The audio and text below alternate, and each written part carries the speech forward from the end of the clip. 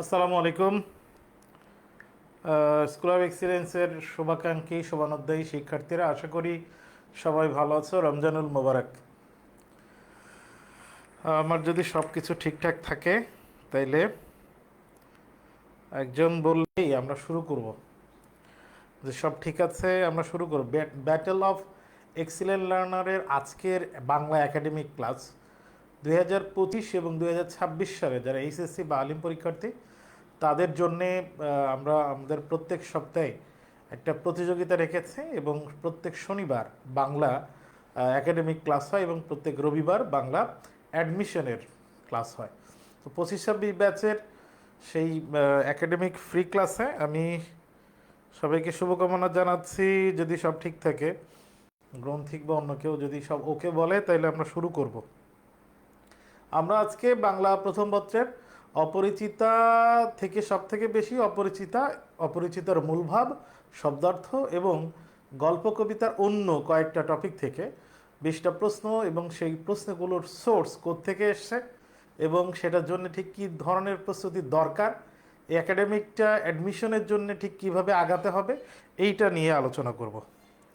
সব যদি ঠিক থাকে তাহলে আমরা, মনে হচ্ছে সব ঠিকই আছে, তাহলে আমরা ক্লাসে চলে যাই। আমরা আজকে শুরুতেই বলেছি যে অপরিচিত এবং অপরিচিতার ছাড়া বেশ কয়েকটা টপিকের প্রশ্ন সলভ করব।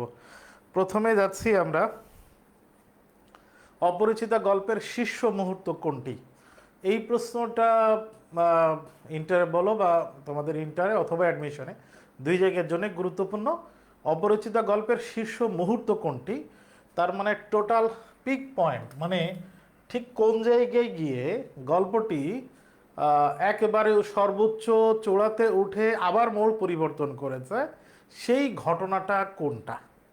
আমরা অপরিচিতা গল্পের শুরু থেকে দেখেছি যে অনুপম তার নিজের বিবৃতি, রবীন্দ্রনাথ ঠাকুর অনুপম চরিত্রের মাধ্যমে একজন ব্যক্তিত্বহীন, কিটা পরনির্ভরশীল পরিবারের কোলে কোলে মানুষ, মায়ের কোলে মানুষ, সংসারের হীনতা যার মূল বৈশিষ্ট্য, এরকম একজন ব্যক্তির প্রথমে তার বয়স, তার চরিত্র কেমন, তার প্রথম দিকের গল্প, এরপরে তার বিয়ে উপলক্ষে যখন কনের কথা হয়েছে তার অনুভূতি কেমন ছিল, এই পর্যায়টা ছিল প্রেম আবেগ, তার অনুভূতি কেমন এটা ছিল। এরপরে সে বিশাল আয়োজন করে বিয়ে করতে গেছে, বিয়েতে যাওয়ার পরে যৌতুক বিধান বা যৌতুক নিয়ে কল্যাণ, মানে তৎকালীন হিন্দু সমাজে আমরা জানি যে তৎকালীন হিন্দু সমাজে বিয়ের আসর থেকে খাইয়ে দাইয়ে বরকে ছাড়া বাকি সবাইকে খাইয়ে বরযাত্রীকে বের করে দেয়া এবং এই যে লগ্নভ্রষ্ট হওয়ার লৌকিকতা, যেটা সবাই যেটাকে খারাপ মনে করে, সেই লগ্নভ্রষ্ট হইলেও যে মেয়ের পক্ষ এত ব্যক্তিত্ব সম্পন্ন, ছোট লোক পরিবারে মেয়ে দিবে না, বাবা এবং মেয়ে দুইজনই সম্মত হয়, এরকম জায়গা আসলে খুবই তৎকালীন সমাজে তো ঘটতো না, এটা উদাহরণও নাই। সেরকম একটা ঘটনা ঠিক যে মুহূর্তে সোমনাথ সেন কল্যাণীকে বিয়ে দিতে রাজি না হয়, অনুপমকে ফেরত দেয়, সেটাই হচ্ছে এই গল্পের শীর্ষ মুহূর্ত, একবারে পিক পয়েন্ট। তো সেই জায়গায় আমরা একটু দেখি যে ওই জায়গাটা কোন জায়গা থেকে আসলে এই প্রশ্নটা হয়। এই প্রশ্নটা হয় অপরিচিতা গল্পের মূলভাব থেকে। অপরিচিতা গল্পের মূলভাবের এই প্রশ্নের উত্তর এবং এর পাশাপাশি বেশ কিছু তথ্য আমরা একটু পড়ে ফেলি। অপরিচিতা গল্প উত্তম পুরুষের জবানিতে লেখা। উত্তম পুরুষ মানে হচ্ছে, আমরা জানি যে পুরা গল্পটি অনুপম তার নিজের কথা বিবৃতি করেছে। লেখক একটা চরিত্র অনুপম তৈরি করে নিজেই তার কথা বলছে। পুরুষ তিন প্রকার: উত্তম পুরুষ, মধ্যম পুরুষ আর নাম পুরুষ। উত্তম পুরুষ মানে হচ্ছে বক্তা নিজে, মধ্যম পুরুষ মানে হচ্ছে সামনে যিনি থাকেন শ্রোতা, সামনে যিনি থাকেন উপস্থিত, আর উত্তম পুরুষ, মধ্যম পুরুষ আর নাম পুরুষ হচ্ছে অনুপস্থিত ব্যক্তি। তো এখানে আমরা জানি অনুপম নিজের কথাই বলছে উত্তম পুরুষের জবানিতে। গল্পের কথক কে? গল্পের কথক হচ্ছে অনুপম। এখানে কোন শতকের গল্প? 20 শতক। কোন দশক? দ্বিতীয় দশক। সেই সময় আমরা জানি 20 শতকের দ্বিতীয় দশকে প্রথম বিশ্বযুদ্ধের ঘটনার কথা আছে। সেই সময় একটার বাঙালি যুবক সেই অনুপম, যে বিশ্ববিদ্যালয়ের উচ্চতির উপাধি অর্জন করেছে এখন আমাকে বলো, উচ্চতর উপাধি বিশ্ববিদ্যালয় থেকে পড়াশোনা শেষ করেছে, অনুপমের ডিগ্রি কি ছিল, কি পড়ালেখা করছে, বিএ নাকি এমএ? অনুপমের ডিগ্রি কি ছিল, পড়াশোনা শেষ করেছে কি? লিখছে সবাই তো ছিল, 8 ডাকাতের পরে অনেককে হারাইলাম, কাহিনী কি? আমি প্রশ্ন করেছি যে অনুপমের পড়ালেখা কি, আসলে অনুপম কোন পর্যন্ত পড়ালেখা করছে, অনুপমের পড়ালেখার দৌরাত্ম বা দূরত্ব কি, অনুপম ঠিক কোন পর্যন্ত পড়ালেখা করছে? হ্যাঁ গুড, রিফাত বলেছে এম এ পাস। হ্যাঁ গুড, তাহলে তার বিশ্ববিদ্যালয় উচ্চতর ডিগ্রি হচ্ছে এম এ পাস করছে সে। অনুপম সম্পর্কে বেশ কিছু গুরুত্বপূর্ণ তথ্য এখানে, বেশ কিছু তথ্য আছে। সে ব্যক্তিত্ব রহিত, অনুপম ব্যক্তিত্ব রহিত, পরিবারতন্ত্রের কাছে অসহায় পুতুল মাত্র। তার অনুপম চরিত্রের আরো কয়েকটা বিষয় ছিল, সে ব্যক্তিত্ব রহিত, তার পার্সোনালিটি ছিল না, নিজেই নিজের সিদ্ধান্ত নিতে পারতো না, সে এরকম চরিত্র। তাকে দেখলে আজও মনে হয় সে যেন মায়ের কোল সংলগ্ন শিশু মাত্র, মায়ের কোলে কোলে মানুষ হয়েছে। তারই বিয়ে উপলক্ষে যৌতুক নিয়ে নারীর চরম অবমাননাকালে, যখন চরম অবমাননা হইতেছে, কিরকম অবমাননা গল্প তো আমরা জানি, যে অনুপমের মামা বা অনুপমের পক্ষ ঠিক যেটা দিয়ে আশীর্বাদ করছিল, সেই স্বর্ণটাই সেকরা 2 নম্বরই পাইছে। এছাড়া শম্ভুনাথ তার মেয়ের জন্য যে যতগুলো গয়না দিছিল সবগুলো হচ্ছে আগের আমলের, এবং খুবই খুবই ভালো পরিমাণ স্বর্ণ দিয়ে তৈরি, খুবই ভালো মানের স্বর্ণ, সেগুলা সহজে গলে যাচ্ছে। এরকম সেকরা নিয়ে আসছে এই ছোট লোকই। এই ছোট লোকের অপমান, এই অপমান হিসেবে শম্ভুনাথ সেন কি করলো, তার কন্যা দিতে রাজি হলো না। শম্ভুনাথ সেনের কন্যা সম্প্রদায়ের এই যে অসম্মতি, এইটাই হচ্ছে গল্পটির শীর্ষমধ্য। দেখো এই প্রশ্নটার উত্তর কিন্তু তোমরা পারো, উত্তর না জানার কোনো বিষয় না, উত্তর কিন্তু তোমরা সহজেই জানো। তারপরেও এটা কেন আলোচনা করলাম, এবং তার পাশে কিছু তথ্য আলোচনা করলাম, যাতে করে এই অংশটা, মূলভাবের এই অংশটা থেকে যত প্রশ্নই হোক আমরা যেন পারি, তো এই অংশটার সকল তথ্য আমরা যেন মনে রাখতে পারি। তাহলে গল্পের শীর্ষ মুহূর্ত কোনটি? কল্যাণীর সাথে সাক্ষাৎ, অনুপমকে প্রত্যাখ্যান, কন্যা সম্প্রদানে অসম্মতি, এটা হচ্ছে গল্পের শীর্ষ মুহূর্ত। আমরা পরের প্রশ্নে যাই। প্রশ্ন নম্বর 2, একমুষ্টি শিক্ষা দেয়াকে আমরা কি মনে করি? এখানে একমুষ্টি শিক্ষা হবে না, একমুষ্টি ভিক্ষা। একমুষ্টি ভিক্ষা দেয়াকে হাতে, এই যে গ্রামে এটা প্রচলিত আছে যে বাসায় আসলে ফকির বা মিসকিন যারা আসে গ্রামে কিন্তু বাসায় চাল দেয়, এবং চালের জন্য আলাদা কৌটা রাখা থাকে, সেই কৌটার অল্প পরিমাণ চাল সব ভিক্ষুক আসলেই সবাইকে দেয়। আমরা গ্রামের কালচার এটা এখনো আছে। তো এইটাকে অনেকেই ওই কৌটার ভিতরে না, অনেকেই চালের পাত্র থেকে এরকম হাতে মুঠি নিয়ে এক মুঠি এটা দান করে। এই যে ভিক্ষুককে, অসহায়কে একমুষ্টি ভিক্ষা দেওয়া হচ্ছে, এটাকে আমরা কি মনে করি? জীব সেবা, মানব সেবা, মানব কল্যাণ, দরিদ্রের কল্যাণ। অনেকে উত্তর দিয়েছে এটাকে আমরা মানব কল্যাণ মনে করি। এটা মানব কল্যাণ প্রবন্ধ থেকে নেয়া, খুবই কমন প্রশ্ন, খুবই কমন প্রশ্ন, এবং এটা পারার কথা। আমরা মনে করি যে অসহায় এতিম, তাকে এই যে ছোট একটু দান করলাম, এটাই মানব কল্যাণ। কিন্তু মানব কল্যাণ প্রবন্ধে আবুল ফজল বলছেন মানব কল্যাণ মানেই শুধু অসহায়কে সামান্য দান করা, অথবা যে বিপদ থেকে সে উদ্ধার হইতে আসছে শুধু সেই বিপদ থেকে তাকে উদ্ধার করে দিলাম, এটাই মানব কল্যাণ না। মানব কল্যাণ প্রবন্ধে আবুল ফজল বলছে তার মানব মান, মানুষ হিসেবে তার যে মর্যাদা, যে দান করছে এবং যে দান নিচ্ছে, গ্রহণ করছে, দুইজনের মর্যাদা সমান করা, এটাই হচ্ছে প্রকৃত মানব কল্যাণ। 3 নম্বর প্রশ্ন, অনুপম সম্পর্কে কোনটা ঠিক? এ পাশে উত্তর দেয়া আছে, এই পাশে অপশন আছে। দেখি 3 নম্বর প্রশ্নের উত্তর তোমরা পারো কিনা। ও 3 নম্বর, এখানে এ বি সি ডি দেয়া থাকলে অনুপম সম্পর্কে কোনটা ঠিক? পরিবারতন্ত্র দ্বারা উপেক্ষিত, সে কি পরিবারতন্ত্র দ্বারা ইগনোর্ড হয়েছে? তার পরিবার সমাজ যে নিয়মকানুন, সেই সমাজ নিয়মকানুন দ্বারা কি সে উপেক্ষিত? ব্যক্তিত্ব সম্পন্ন, এটা কি আসলে ঘটনা?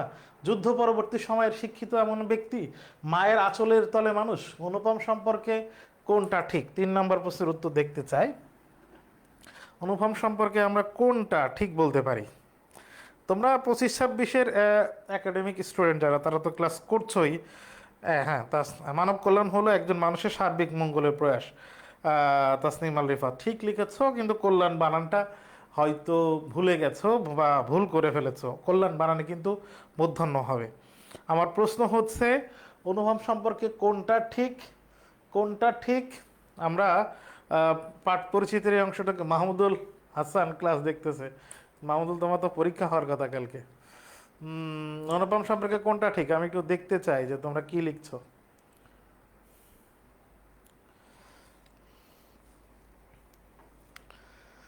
গুড, উত্তর অলরেডি পেয়েছি। শাহরিয়ার আহমেদ বলছে ডি।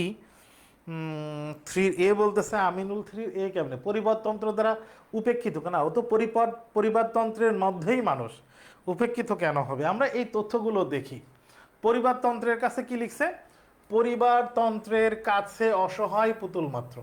তার মানে কি? পরিবারতন্ত্র মানে পরিবারের যে সিস্টেম, সেই সিস্টেমের কাছে সামনে সে একজন পুতুল, তাকে যেভাবে নাড়াইছে সেভাবে নড়বে। তাহলে কি উপেক্ষিত হইতে পারে? না। ব্যক্তিত্ব সম্পন্ন তো হচ্ছে না, এখানে আছে কি ব্যক্তিত্ব রহিত। রহিত করা মানে তার ব্যক্তিত্বটা হরণ করে নেয়, তার মানে এটা হচ্ছে না, এটা হচ্ছে না। যুদ্ধ পরবর্তী সময়ের শিক্ষিত, দেখো লেখা আছে 20 শতকের দ্বিতীয় দশকের যুদ্ধ সংলগ্ন সময়। যুদ্ধ সংলগ্ন সময় মানে যুদ্ধ চলছে তার অন্তর্ভুক্ত সময়, যুদ্ধ চলছে এই সময়। তাহলে যুদ্ধ সংলগ্ন সময়, সেটাকে যুদ্ধ পরবর্তী আমরা বলতে পারি না। মায়ের আঁচলের তলে মানুষ, হ্যাঁ, মায়ের কোল সংলগ্ন শিশুতর। মায়ের কোল সংলগ্ন শিশুমাত্র মানে কি? তার মানে মায়ের আঁচলেই সে বড় হয়েছে। তার মানে আমরা দেখতে পেলাম যে অনুপম সম্পর্কে কোনটা ঠিক, এটা শেষেরটা উত্তর হচ্ছে। অনুপম সম্পর্কে কোনটা ঠিক সেটা শেষের উত্তর হচ্ছে। হোসেন আলী ভাই ক্লাসে যুক্ত হয়েছে, আসসালামু আলাইকুম ভাই। পরের প্রশ্ন, প্রশ্ন নম্বর 4। তার করতলে পলি মাটির সৌরভ ছিল। আমি কিংবদন্তির কথা বলছি, কবিতার চরণটিতে বোঝানো হয়েছে পূর্বপুরুষদের। এখানে দেখো তার করতলে, তার মানে তার পূর্বপুরুষদের করতলে, হাতের মানে করতলে পলি মাটির সৌরভ ছিল। তার মানে কৃষক নির্ভর, তার পূর্বপুরুষ যে কৃষি নির্ভর ছিলেন এবং জমি চাষ করতেন সে সম্পর্কে এখানে বলা হয়েছে। কিংবদন্তির কথা বলছি কবিতায়। দাসত্ব, এই বাক্যে দাসত্ব নাই, শ্রমনিষ্ঠা হইতে পারে। মৃত্তিকা সংলগ্নতা, ভূমি নির্ভরতা। মৃত্তিকা সংলগ্নতা মানে মাটির সাথে সম্পর্ক, আর ভূমি নির্ভরতা, এই যে করতলে পলি মাটির সৌরভ ছিল দ্বারা বোঝায় ভূমি নির্ভরতা। তার মানে মাটি ভূমি চাষ করে কৃষক ফসল ফলাইতো, পূর্বপুরুষের সেই বৈশিষ্ট্যর কথা এখানে আছে। তার মানে উত্তর হবে ভূমি নির্ভরতা। প্রশ্ন নম্বর 5। খাসা শব্দটি কি অর্থে ব্যবহৃত হয়েছে? আমরা একটু দেখি যে খাসা শব্দটি আসলে ঠিক কোন জায়গায় আছে, কিভাবে আছে। আমরা দেখতে পাই যে এমন বেহাই চান যাহার টাকা নাই। অনুপমের মামা এমন বেহাই চান যার টাকা নাই। তার মানে এমন বেহাই কেন চাইতেছেন? তার মানে টাকা না থাকলে টাকা চাইতে পারবে, যেভাবে ইচ্ছা অপমান করলেও সেটা বড় হল লাগবে না। যে টাকা দিতে কসুর করবে না, একবারও টাকা নেই তারপরেও টাকা দেওয়ার চেষ্টা করবে, জোর চেষ্টা করবে। যা হোক, শোষণ করা চলিবে, অথচ বাড়িতে আসিলে গুড়গুড়ির পরিবর্তে বাদা হোকা। তার মানে তাকে আমি যেমন ইচ্ছা তেমন তার কাছ থেকে টাকা নেব, কিন্তু বাসায় আসলে অধিক সম্মান প্রদর্শনের পরিবর্তে আমি যদি সামান্য সম্মান বা অপমানও করি তাইলে কিছু বলবে না। তামাক দিলে তাহারা নালিশ খাটিবে না, নালিশ শব্দটি ব্যবহার করেছে। আমার বন্ধু হরিশ কানপুরে কাজ করে, সে ছুটিতে কলিকাতায় আসে, আমার মন উতলা করে দিল। গতদিনে ক্লাস ছিল যে কে মন উতলা করে দিল? ও হে মেয়ে, যদি বলো একটা খাসা মেয়ে আছে। হরিশ বলতেছে যে মেয়ের কথা ঘটকালিয়ার জন্য আমি নিয়ে এসেছি, মেয়ে মনে করি এটা একটা খুব খাসা মেয়ে। এখানে খাসা মেয়ে মানে কি? এখানে খাসা মেয়ে মানে কি বয়স্ক মেয়ে? না। এখানে খাসা মেয়ে মানে কি শিক্ষিতর কথা বলেছে? না। এখানে খাসা মেয়ে মানে কি সুন্দরী এর কথা বলেছে? না। এখানে খাসা মেয়ে বলতে চমৎকার। খাসা শব্দটি মূলত চমৎকার অর্থে ব্যবহৃত হয়। খাসা মানে মূলত চমৎকার অর্থে ব্যবহৃত হয়। এখানে খাসা মেয়ে বলতে চমৎকার একটা মেয়ের কথা বলেছে, সব বৈশিষ্ট্যের কথা। খাসা চমৎকার অর্থে ব্যবহৃত হয়েছে। Very good. পরের প্রশ্ন, প্রশ্ন নম্বর 6। বিদ্রোহী কবিতায় কবি কি মানেন না? আমি মানি না কো কোনো আইন, আমি মানি না কো কোনো আইন। আমরা জানি যে বিদ্রোহী কবিতায় কবি, 6 নম্বর প্রশ্নের উত্তর হচ্ছে কবি কোনো আইন মানতে চান না, সেটা হবে উত্তর 7। বাতাবি লেবুর ফুল ফুটেছে কি তাহারই পড়ে মনে কবিতার এই চরণ দ্বারা কি প্রকাশিত হয়েছে? বসন্ত এসেছে প্রকৃতিতে। কবির কাজ কবি ভক্তরা বসন্ত আসলে অপেক্ষা করে থাকেন, এই বসন্তকে বন্দনা করে নিয়ে, প্রশংসা করে নিয়ে প্রত্যেক বারই কবি কবিতা লেখেন, প্রশংসা বাণী উচ্চারণ করেন। কবি প্রকৃতির বিভিন্ন বর্ণনা দিয়ে প্রকৃতির রূপ বৈচিত্র্যকে তার কবিতার ভাষায় সুন্দরভাবে ফুটিয়ে তোলেন প্রশংসা বাণীর মাধ্যমে। কিন্তু এবার দেখতেছে যে কবি নিশ্চুপ, কবি একবারে ভস্কায় গেছে, কবি মানে একবারে উদাসীন হয়ে আছে, কবির প্রকৃতির প্রতি কোনো আগ্রহ নেই।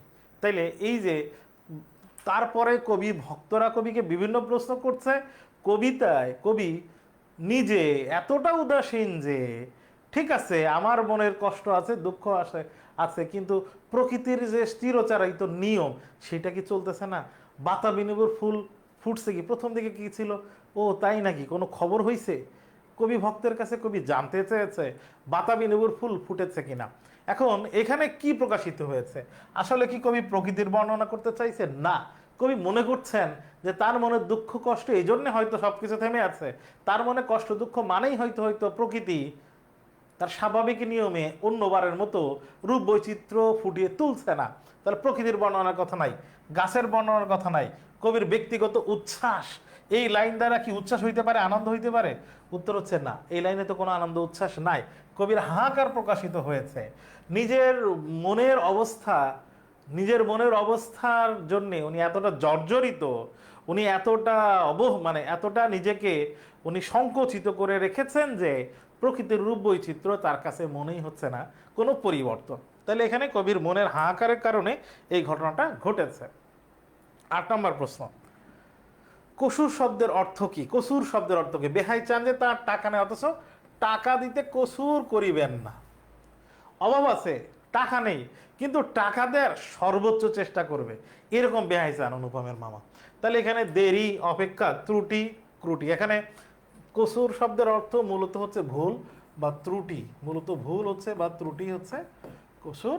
এখন দেরি হবে না, অপেক্ষা হবে না, এই বানান যেহেতু ত্রুটি আর এটা হচ্ছে ক্রুটি।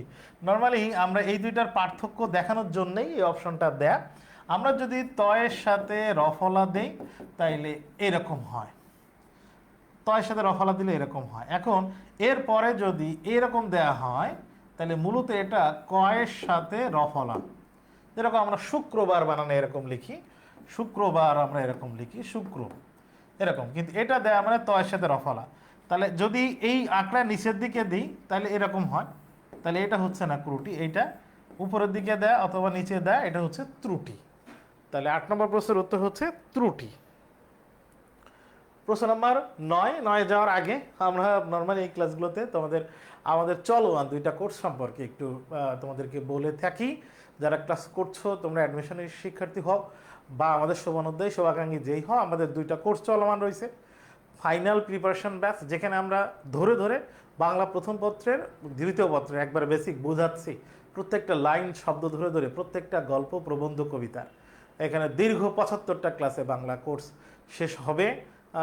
একবারে শুরু থেকে শেষ পর্যন্ত থাকলে তার অ্যাডমিশন এবং একাডেমিকের খুঁটিনাটি সব কিছু সে শিখতে পারবে।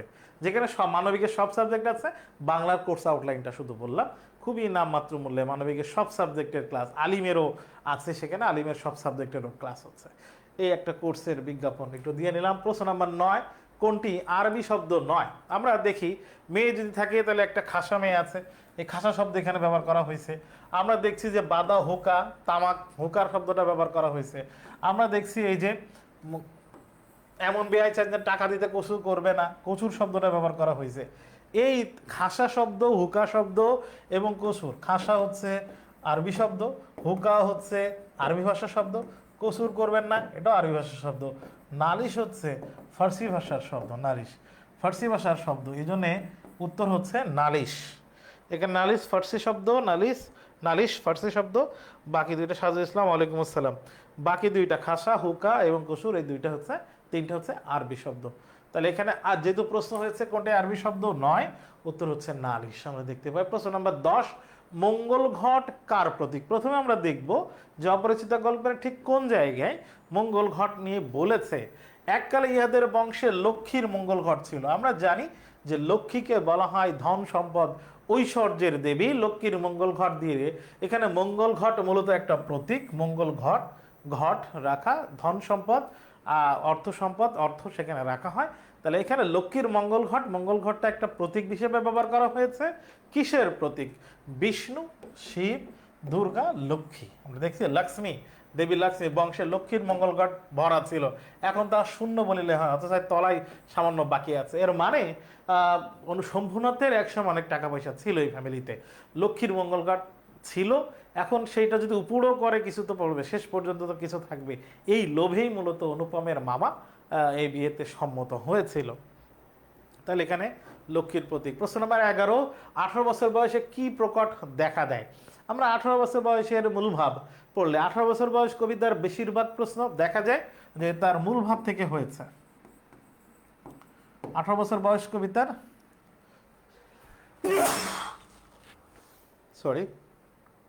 মূলভাব থেকে হয়েছে। আমরা কি এখানে মানবিক সম্পর্ক দেখি? আমরা কি এখানে জীবন সংকট কি শুধু বলা হয়েছে? এখানে অনুভূতির তীব্রতা এবং অস্তিত্ব সংকট কি বলা হয়েছে? হ্যাঁ, এক পর্যায়ে গিয়ে অস্তিত্ব সংকটের কথা আছে। তার মানে কি এরকম যে কবিতার পুরাটা জায়গা জুড়ে শুধু অস্তিত্বের সংকট নিয়ে আলোচনা হয়েছে? উত্তর হচ্ছে না। আমরা জানি যে 18 বছর বয়স কবিতায় কি প্রকট হয়ে গেছে, কার তীব্রতা আমরা দেখতে পাই? অনুভূতির তীব্রতা আমরা দেখতে পাই। এই বয়সের তারুণ্যের চালিকা শক্তি বলো, তারুণ্যের আবেগ বলো, যা কিছু আছে আমরা এখানকার সময়ে এই তারুণ্যের অনুভূতির তীব্রতা দেখতে পাই। এই জন্য উত্তর হচ্ছে অনুভূতির তীব্রতা। এটা কিন্তু গদবাদা খুবই কমন প্রশ্ন, খুবই ইম্পর্টেন্ট একটা প্রশ্ন। 12 নম্বর, গণ্ডূষ শব্দের অর্থ কি? আমরা জানি এটা শব্দ অর্থ থেকে প্রশ্ন, এবং এটা এসেছে অপরিচিতা গল্পের শব্দ অর্থ থেকে। অপরিচিত গল্পের শব্দ অর্থ। গণ্ডূষ শব্দের অর্থ কি? এক কোষ জল, এক ঘটি জল, এক কলসি জল, এক গ্লাস জল, এক কোষ জল। আমরা কোষ বলতে বোঝাই এই যে এইভাবে পানি তুললে এই যে একটা কোষ, এরকম এক কোষ জল, এটাকে বলা হয় গণ্ডূষ, এক কোষ জল। 12 নম্বর। প্রশ্ন নম্বর 13, প্রশ্ন নম্বর 13তে যাওয়ার আগে আমাদের একটা রিকভারি ক্লাস কোর্স চলতেছে, এখনো যে অ্যাডমিশন পরীক্ষাগুলো বাকি আছে গুচ্ছ সহ অন্যান্য বিশ্ববিদ্যালয়, বেশ কয়েকটা বিশ্ববিদ্যালয় পরীক্ষা বাকি আছে, চবি খুবই এখনও যে ভর্তি পরীক্ষা বাকি আছে, সেই জন্যে আমাদের মূল যে কোর্সের সকল রেকর্ড ক্লাস, সকল পরীক্ষা সে দিতে পারবে। সাথে আরও 10টা করে বাংলা ইংরেজি সাধারণ ক্লাস চলতেছে। বাংলা অলরেডি একটা হয়ে গেছে, সাধারণ জ্ঞান হয়ে গেছে, ইংরেজি হয়ে গেছে। তো ক্লাস চলবে, এই ক্লাস একবারে শেষ পর্যন্ত চলবে, গুচ্ছ পরীক্ষা পর্যন্ত এক নানা এই ক্লাস চলতে থাকবে, পরীক্ষা চলতে থাকবে। এই কোর্স খুবই সস্তায়। যারা এখনো পর্যন্ত স্বপ্ন দেখো, এখনো পর্যন্ত যারা এরকম মনে করো যে স্কুল অফ এক্সেলেন্সের সাথে থাকলেই হয়তো আর একটু ভালো গাইডলাইন পাওয়া যাইতো, তারা এই কোর্সে ভর্তি হতে পারো, আমাদের পেজে নক দিও। প্রশ্ন নম্বর 13, এখানে আর্ট মানে কি? আর্ট কি? প্রশ্নটা কি দেখি। বিনোদাদার ভাষাটা অত্যন্ত আর্ট, তার মানে সবাই যেটা বেশি বাড়িয়ে বলে উনি সেটা খুবই কম করে বলেন। একটা উদাহরণ আছে, যেখানে আমরা বলি চমৎকার সেখানে তিনি বলেন চলনসই। যেখানে আমরা বলি খুবই সুন্দর সেটা সে বলে, বিনোদা বলে চলে মোটামুটি। অতএব বুঝিলাম আমার ভাগ্যে প্রজাপতির সঙ্গে পঞ্চস্বরের কোনো বিরোধ নেই। মনে হইলো যে বিয়ের দেবতার সাথে প্রেম বা মদন দেবের কোনো বিরোধ আমি দেখতে পাচ্ছি না। এখানে আর্ট মানে কি? আর্ট মানে কি ধীর? বিনোদাকে ধীরে কথা বলেন না। চমৎকার, চমৎকার এবং চলনসই এই দুইটার পার্থক্য ধীর দিয়ে হইতে পারে না। সরস মানে খুব রস দিয়ে কথা বলেন, আমরা জানি যে এই বিনোদার ভাষা সরস, এই বিষয়টা না। সংকীর্ণ, আস্তে আস্তে কথা বলেন না, সংকীর্ণ তার মানে উনি কথা খুব চেপে চেপে বলেন, চেপে বলেন, চাপিয়ে বলেন। শব্দ ব্যবহারটা অতিরঞ্জিত হয় না, সাধারণ মাত্রায়ও থাকে না। সাধারণ যেভাবে বলা হয় উনি সেটাকে আরও ছোট করে সংকীর্ণ করে বলেন। তার মানে এখানে আর্ট শব্দের অর্থ সংকীর্ণ। এই প্রশ্নটা খুবই ইম্পর্টেন্ট, আসার মতো প্রশ্ন। যেখানে আমরা বলি চমৎকার, এখানে একটা প্রশ্ন রিপিট হয়েছে 13, যেখানে আমরা বলি চমৎকার সেখানে তিনি বলেন চলনসই, বাক্যটি কেমন? এখানে দেখো যেখানে আছে আর সেখানে আছে। আমরা জানি যে বাক্যের মধ্যে যেখানে সেখানে, যা তা, যেমন তেমন, যত তত, এই যে আপেক্ষিক বা সাপেক্ষ সর্বনাম ব্যবহৃত হয়, বাক্যের একটা অংশ আর একটা অংশের উপরে নির্ভর করে, একটা অংশ আর একটা অংশ ছাড়া চলে না। এই যে সাপেক্ষ সর্বনাম ব্যবহৃত হয় যেখানে সেখানে, এই ধরনের বাক্যকে আমরা জানি যে সেটাকে জটিল, এবং এই বাক্যের আর এক নাম মিশ্র বাক্য, জটিল বা মিশ্র বাক্য হিসেবে বলা হয়। দেখো এখানে গ্রামারের প্রশ্ন হয়েছে, বাক্যের গঠন নিয়ে প্রশ্ন হয়েছে, কিন্তু তাহলে আমরা ভাবতে পারি কিনা যে প্রথম পত্রের মধ্যে থেকে এরকম গ্রামার প্রশ্ন কি হইতে পারে? হ্যাঁ, হবে। ইন্টারমিডিয়েটে এই প্রশ্নের সংখ্যা হয় না তা না, হয় খুবই কম। তবে অ্যাডমিশনের প্রস্তুতি তোমরা যদি এখনই ভালো করে দেখতে চাও, তাহলে গল্প কবিতার মধ্যে থেকে গ্রামারের প্রশ্ন বিভিন্ন বিশ্ববিদ্যালয় ভর্তি পরীক্ষায় থাকে।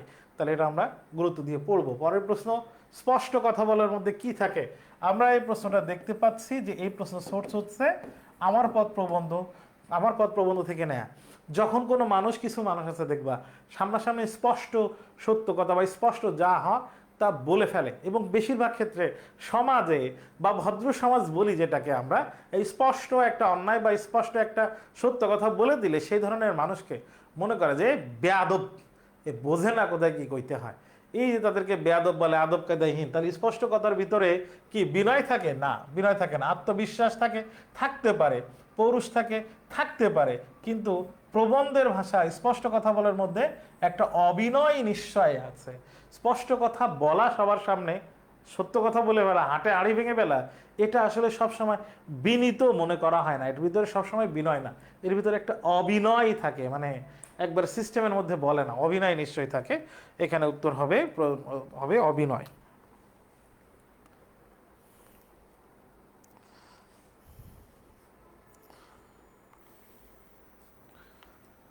প্রশ্ন নম্বর 15, সোনারতরী কবিতা একই সঙ্গে অন্তর্লীন হয়ে আছে। আমরা জানি যে সোনারতরী কবিতা একটা কবির জীবন দর্শন দিয়ে তৈরি করা একটা একটা দর্শন উনি তুলে ধরেছেন এখানে।